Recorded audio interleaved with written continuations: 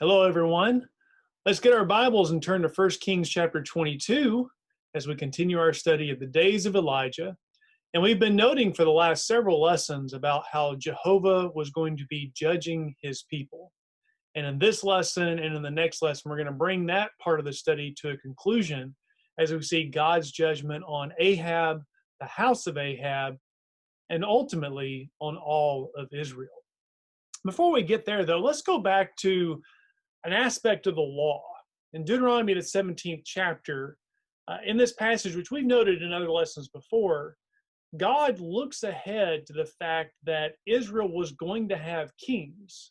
So it's an interesting thing. We compare that with 1 Samuel chapter 8, when Israel first asked for a king, and Samuel laments this fact, and God says, they haven't rejected you, Samuel, they've rejected me, that I should be king over them. But in reality, God knew all along that there would be kings over Israel. And he had given several pieces of legislation, several commandments that the king was to follow.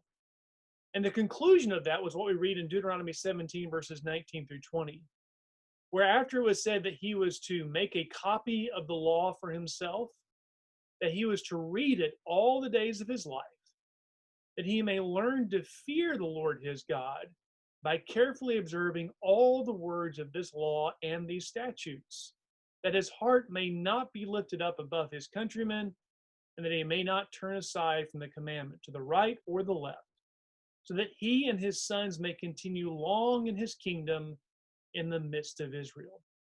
And I want to key on that last part, where it says that if the king would read, study, and obey the law of God, that ultimately his kingdom was going to be established, that he and his sons would be able to rule on the throne. Well, by the time we get to Ahab, the relatively brief history of the kingdom of Israel shows that overwhelmingly the kings did not follow the ways of God, and therefore their lines were not established. So you may remember what was said of Saul in 1 Samuel, the 13th chapter, where after he had offered sacrifice himself and did not wait for Samuel, and Samuel said to Saul in 1 Samuel 13, beginning in verse 13, "You have acted foolishly. You have not kept the commandment of the Lord your God, which he commanded you. For now the Lord would have established your kingdom over Israel forever. But now your kingdom shall not endure. The Lord has sought out for himself a man after his own heart, and the Lord has appointed him as ruler over his people because you have not kept what the Lord commanded you." So Saul's kingdom would not be established. However, we know the history of David, a man after God's own heart, and the promise made to David in 2 Samuel chapter 7 that his kingdom would in fact be established forever. But then we come to the reign of his son Solomon. And we, of course, remember what is said of Solomon in 1 Kings chapter 11, how he allowed his wives and his concubines to turn his heart from the Lord. And so there's a partial fulfillment of this idea in Solomon, in that the kingdom, while yes, he would have descendants who would continue to reign on the throne, and yet a portion of the kingdom would be taken away. It'd be given to someone else. Well, of course, that someone else was Jeroboam. And Jeroboam did not follow in the ways of God. Jeroboam set up the golden calves at Dan in the north and Bethel in the south. And so he had Israel follow these things and depart from the ways of God. Well, here's what God said to Jeroboam as punishment. In 1 Kings chapter 14, verses 10 and 11, "Therefore, behold, I am bringing calamity on the house of Jeroboam, and will cut off from Jeroboam every male person, both bond and free in Israel. And I'll make a clean sweep of the house of Jeroboam, as one sweeps away dung until it is all gone. Anyone belonging to Jeroboam who dies in the city, the dogs will eat. And he who dies in the field, the birds of the heavens will eat, for the Lord has spoken it." Jeroboam's line would not endure. Baasha would ultimately fulfill this prophecy. But Baasha himself would not follow the ways of God. And so God says to Baasha in 1 Kings chapter 16, beginning in verse 2, "Inasmuch as I exalted you from the dust and made you leader over my people Israel, and you have walked in the way of Jeroboam, and have made my people Israel sin, provoking me to anger with their sins, Behold, I will consume Baasha and his house, and I'll make your house like the house of Jeroboam the son of Nebat. Anyone of Baasha who dies in the city, the dogs will eat, and anyone of his who dies in the field, the birds of the heavens will eat. So again, we see that while God had said in Deuteronomy 17 that if the king would read his law, follow his law, that his kingdom would endure, that is not happening with the kings of Israel. And of course, now we come to Ahab. And we remember from our last lesson after the treachery of Naboth's vineyard. And this is what God said would happen to Ahab and his family. 1 Kings 21, beginning in verse 21, I will bring evil upon you and will utterly sweep you away and will cut off from Ahab every male, both bond and free in Israel.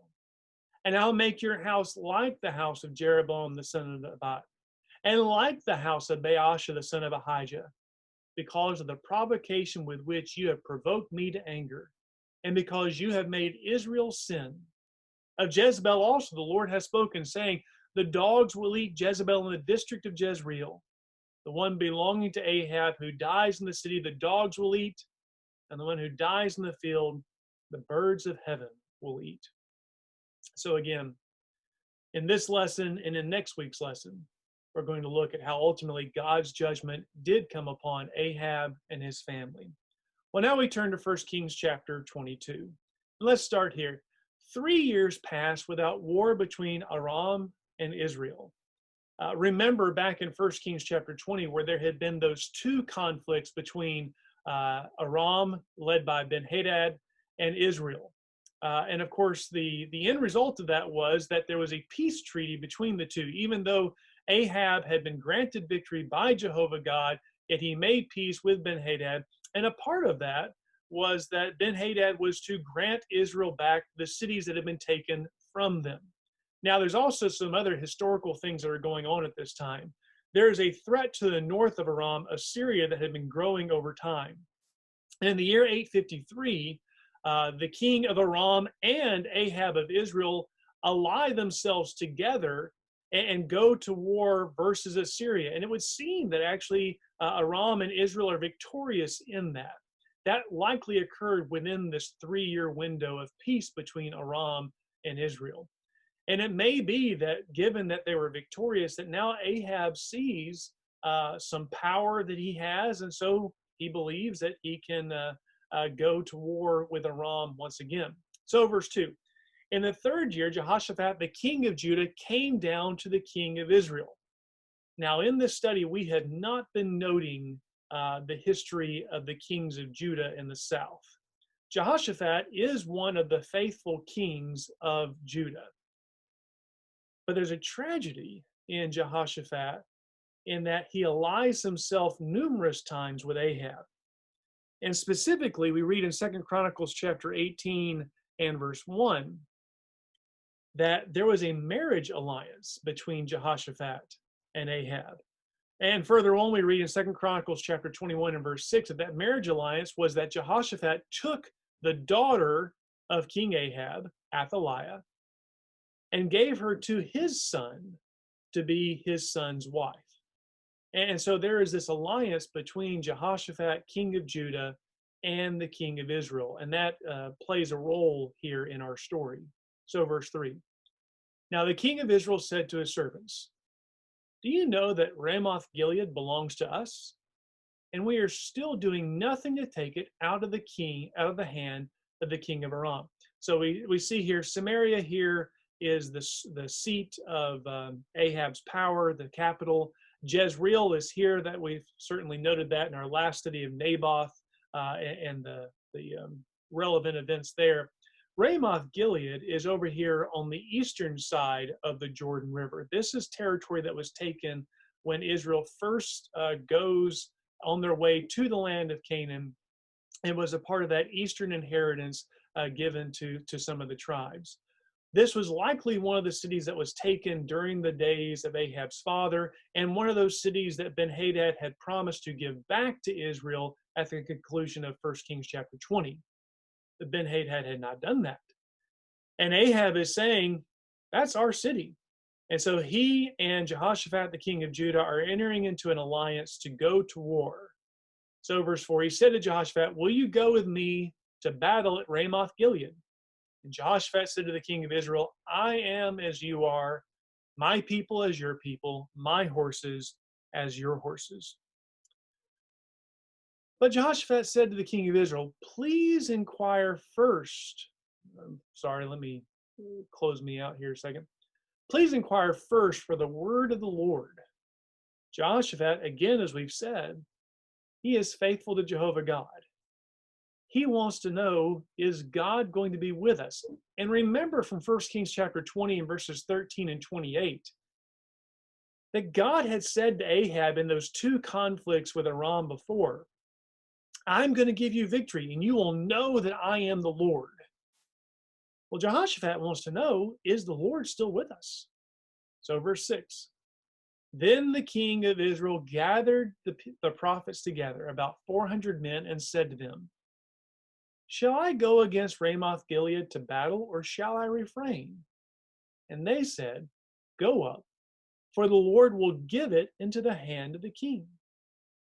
But Jehoshaphat said, is there not yet a prophet of the Lord here that we may inquire of him? So it's interesting.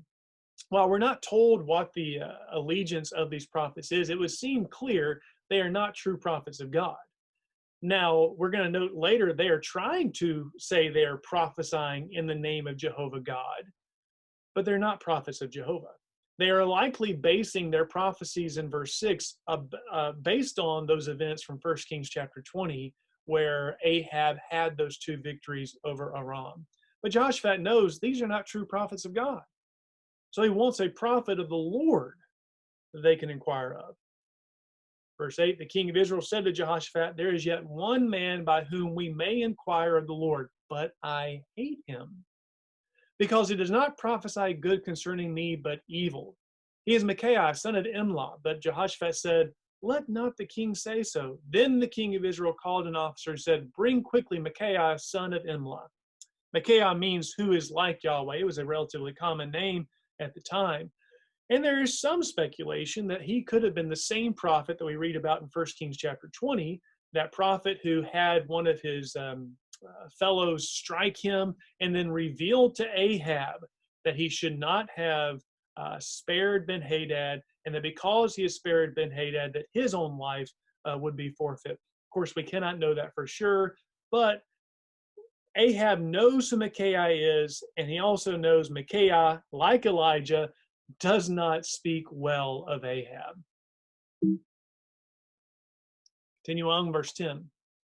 Now the king of Israel and Jehoshaphat, king of Judah, were sitting each on his throne, arrayed in their robes at the threshing floor at the entrance to the gate of Samaria. And all the prophets were prophesying before them. Then Zedekiah, the son of Kenaiah, made horns of iron for himself and said, thus says the Lord. And I want you to take note of that. I don't know what translation you'll be reading from, but most translations, when they're using the name of Jehovah as opposed to another term for the Lord, Jehovah is that capitalized Lord. Zedekiah here is saying, this is what Jehovah, this is not a generic term for a God. No, this is what Jehovah God says. With these you will gore the Arameans until they are consumed. And all the prophets were prophesying thus, saying, go up to Ramoth Gilead and prosper, for the Lord, Jehovah, will give it into the hand of the king. So again, these 400 prophets were not true prophets of the Lord, and yet they are claiming to prophesy and to give the words of Jehovah God. And they are saying to Ahab, you are going to prosper. Then the messenger who went to summon Micaiah spoke to him, saying, behold, now the words of the prophets are uniformly favorable to the king. Please let your word be like the word of one of them, and speak favorably.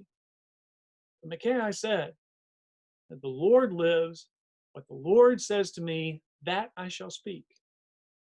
When he came to the king said to him, Micaiah, shall we go to Ramoth Gilead to battle, or shall we refrain? And he answered him, go up and succeed, and the Lord will give it into the hand of the king. Then the king said to him, "How many times must I adjure you to speak to me nothing but the truth in the name of the Lord?" So he said, "I saw all Israel scattered on the mountains, like sheep which have no shepherd. And the Lord said, These have no master. Let each of them return to his house in peace." Then the king of Israel said to Jehoshaphat, "Did I not tell you that he would not prophesy good concerning me, but evil?" Micaiah's first word to Ahab, I don't know if that is him being cynical, if that is him. Uh, he's just said he can only say what the Lord says to him. So is that a part of the Lord's first message to Ahab, to believe what you want to believe, or if that's Micaiah speaking on his own? But verse 17 is certainly significant. This idea of sheep without a shepherd, those who are leaderless. Back in Numbers, the 27th chapter, when God was going to appoint Joshua to follow after Moses and to lead the people, it says in verse 15 that Moses spoke to the Lord, saying, "May the Lord, the God of the spirits of all flesh, appoint a man over the congregation who will go out and come in before them, and who will lead them out and bring them in, so that the congregation of the Lord will not be like sheep which have no shepherd." And of course, our Lord uses this same kind of terminology in passages like Matthew 9 and verse 36, where he says that the people were like sheep without a shepherd. Of course, it could be argued that even before Ahab's death, Israel was already like sheep without a shepherd, and that they had left their true shepherd, the shepherd that David describes in Psalm 23. They did not follow after God, and so they were already in distress. But clearly in verse 17, this is also pointing to the fact that Ahab would die and the people would be leaderless and distressed and continue in that condition. Now we move on to the most challenging part of the text, verses 19 through 23. Micaiah said, "Therefore hear the word of the Lord. I saw the Lord sitting on his throne, and all the host of heaven standing by him on his right and on his left. The Lord said, Who will entice Ahab to go up and fall at Ramoth Gilead?" And one said this, while another said that. Then a spirit came forward and stood before the Lord and said, "I will entice him." The Lord said to him, "How?"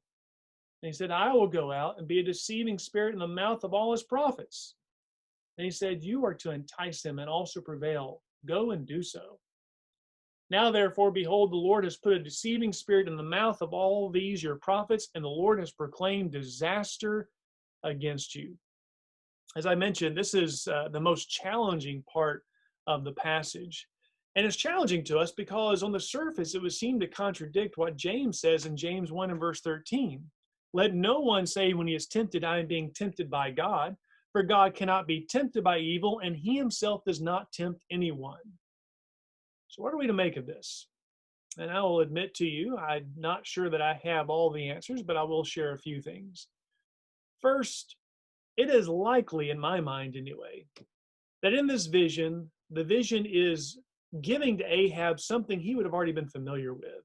Ahab and his belief system, as he's following after the Baals and the other gods, uh, in these pantheon of gods, you would have these kind of scenes where the gods would all be speaking together. Uh, and it may be that Micaiah is appealing to that kind of a scene where Baal would be consulting with his other gods, so that Ahab would understand that, or maybe even making a parallel or mocking of what Ahab believed. Another aspect of this is, first, we have to understand, if the Lord was looking to lie to Ahab, why tell him this vision? If all the Lord was wanting to do was to deceive Ahab, then why reveal to him what is happening? And so it's likely, again, that what the vision is doing is it's showing what has happened with the prophets of Ahab. They are lying to him. They have been deceived themselves in whatever their belief system is. And now they're sharing these lies with Ahab, and Ahab is more than willing to go along with their lies, even though Jehovah is showing him right here it's a lie. And yet Ahab is still going forward with it. And also we have to understand that when we look at visions, not every part of a vision is to be taken as concrete reality. So, for instance, Isaiah's vision in Isaiah chapter 6, when he sees the glory of the Lord. In the year of King Uzziah's death, I saw the Lord sitting on a throne, lofty and exalted, with the train of his robe filling the temple. Seraphim stood above him, each having 6 wings. With 2 he covered his face, and with 2 he covered his feet, and with 2 he flew. What are we to take from that vision? Does the Lord literally sit on a throne, and does his train literally fill a temple? Or is this to impress upon us that what God is grandeur? Where he is grandeur. There's splendor. And when we see his servants, do the seraphim, do they always have their wings covering their eyes, or is this showing the respect that is paid to God? I think whenever we see these visions of heaven, we're not necessarily to take everything literally, if you will. Read Revelations 4 and 5. Clearly symbolic language. And yet how God is described in Revelation 4 and how the Lord is described in Revelation chapter 5, I don't know that we're to think of that in those concrete terms. We're not to think of it in those concrete terms, but they're implying things to us. So what do I see in this passage? Well, we can think of things like Job chapter 1 and 2, and Satan approaching God, and God allowing Satan to test Job. And could God do the same thing here with Ahab? Absolutely. What Micaiah is revealing to Ahab is, your prophets are lying to you. Has the Lord allowed this? Absolutely. Remember, the Lord has already declared Ahab and his family are going to die. That is going to take place. Has the Lord allowed Ahab to be deceived? Absolutely. But we have to also see Ahab is complicit in this. He has willingly gone along with his false prophets. He does not want to hear what Micaiah has to say. And even now that God is revealing this truth to him, he's still not going to listen to Micaiah. So God has allowed him to be deceived. Ahab has deceived himself, and God's will is going to take place. That's the best that I can make of this. And maybe you have some observations or questions regarding that. Please send those to me, and we'll look at that further. Well, moving on in the story. Then Zedekiah the son of Kenaiah came near and struck Micaiah on the cheek and said, "How did the Spirit of the Lord pass from me to speak to you?" Micaiah said, "Behold, you shall see on that day when you enter an inner room to hide yourself." Then the king of Israel said, "Take Micaiah and return him to Ammon, the governor of the city, and to Joash, the king's son, and say, Thus says the king, put this man in prison and feed him sparingly with bread and water until I return safely." Micaiah said, "If you indeed return safely, the Lord has not spoken by me." And he said, "Listen, all you people." Again, we put all this together. Ahab, much like Pharaoh in the Lord hardening his heart and Pharaoh hardening his own heart, I think you kind of see the same thing here. Ahab is more than complicit. He wants to believe a lie. He wants to believe that he can go and defeat the king of Aram again. And even though the Lord has clearly shown him disaster is waiting for you, Ahab doesn't listen. In fact, he punishes the prophet of God. The king of Israel and Jehoshaphat, king of Judah, went up against Ramoth Gilead. The king of Israel said to Jehoshaphat, "I will disguise myself and go into the battle, but you put on your robes." That's an interesting thing here. He doesn't want to believe Micaiah, and yet he's taking precautions. Just in case what Micaiah revealed to him is true, he's going to do what he can to ensure that he doesn't die and that he's not defeated in this battle. So he disguises himself. I don't know why Jehoshaphat goes along with this plan, but he does. So the king of Israel disguised himself, went into the battle. Now the king of Aram had commanded the 32 captains of his chariots, saying, "Do not fight with small or great, But with the king of Israel alone, again, you take that with 1 Kings chapter 20, and you kind of get the idea that Ben-Hadad is seething over those earlier defeats. He does not think that he should have lost those battles, and truly he would not have lost those battles if the Lord had not been fighting for Israel in those battles. And now he has been in this treaty with Ahab, who he clearly views as a lesser party. He wants Ahab gone. He wants Ahab dead. So when the captains of the chariots saw Jehoshaphat, they said, "Surely it is the king of Israel." And they turned aside to fight against him, and Jehoshaphat cried out. When the captains of the chariots saw that it was not the king of Israel, they turned back from pursuing him. Now a certain man drew his bow at random and struck the king of Israel in a joint of the armor. So he said to the driver of his chariot, "Turn around and take me out of the fight, for I am severely wounded." Battle raged that day, and the king was propped up in his chariot in front of the Arameans and died at evening. And the blood from the wound ran into the bottom of the chariot. Then a cry passed through the army close to sunset, saying, "Every man to his city and every man to his country." So the king died and was brought to Samaria, and they buried the king in Samaria. They washed the chariot by the pool of Samaria, and the dogs licked up his blood. Now the harlots bathed themselves there, according to the word of the Lord which he spoke.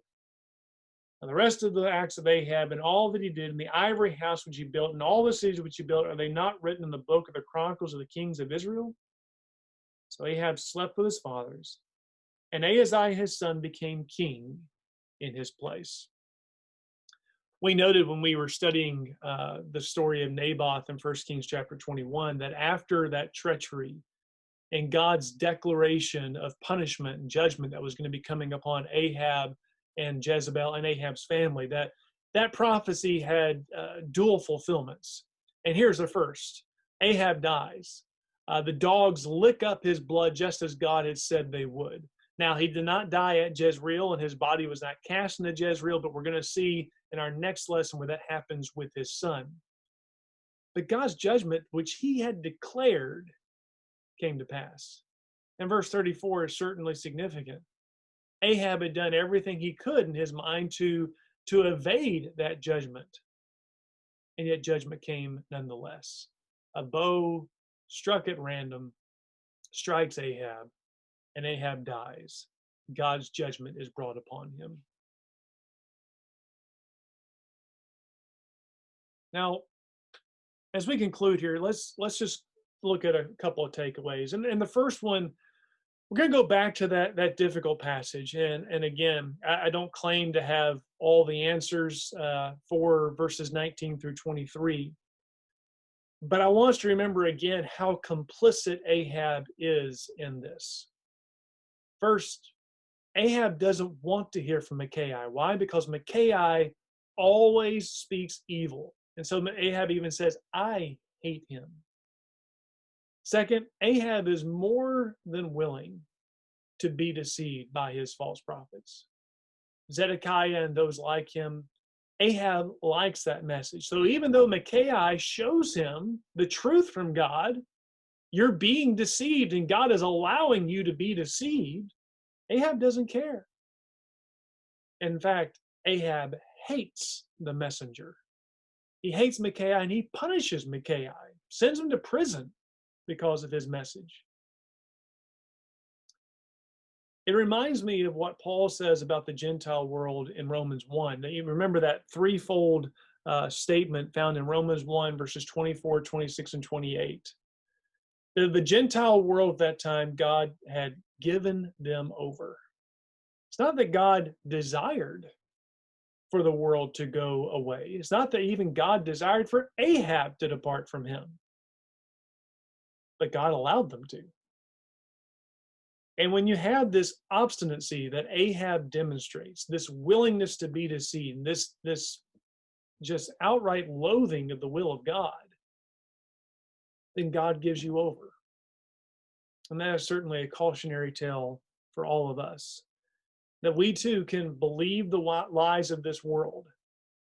And if we want to be deceived, God allows us to be deceived. Again, not his will, not his desire that we be deceived. but God allows it. And he'll give us over if we deny his truth, we hate his messengers like Ahab did, and allow ourselves to be deceived. The second takeaway, I want to look again and just notice what it says in verse 34, because I think that's an interesting little lesson there about free will and God's will. So again, we noted Ahab had done everything he could to avoid judgment. He was trying to avoid what Micaiah had said, even though he didn't want to believe what Micaiah said, and yet he's taking precautions. He's going to disguise himself and hope to be spared in this battle. And yet, what did we see there in verse 34? A certain man drew his bow at random and struck the king of Israel. Everybody in this story acts of their own free will. Ahab acts of his own free will. Micaiah acts of his own free will. Zedekiah acts of his own free will. Jehoshaphat acts of his own free will. And this certain soldier of the Arameans acts of his own free will. They're all just going about and doing their jobs and doing their duty. But God brings about his will. God had declared in 1 Kings chapter 21 and beginning in verse 21, Ahab is going to be judged. He is going to die. The dogs are going to lick up his blood. And he uses the free will of all of these characters, even those of Ahab's number, that when they wash out the chariots, they're just going about doing their job. They're washing out the blood of Ahab, and guess what? The dogs are there to lick it up. I find comfort in that. That God's will is going to be done. I can be a part of that, and I can consciously aid that. But I can also know that God uses humanity and their free will, and oftentimes even without us knowing it, and he brings about his will. That's the greatness of our God. Not some, when they look at the greatness of God and the sovereignty of God, they treat it as if there is no free will because God has to be sovereign. And if God is sovereign, then no one can act of their own. No, that's not it. God is sovereign. His will is going to be accomplished, and he is so great that he can use all of us, and all of us acting out of our own free will to bring about his will. And so what you and I should be praying is that our actions are of a positive influence and a positive aspect in which we can help bring about the will of God in bringing salvation to others. Thanks again for joining me in this study. And certainly if you have questions, comments, get those to me, and I'll do the best that I can with them, and always try to let you know when I don't have all the answers. God bless you.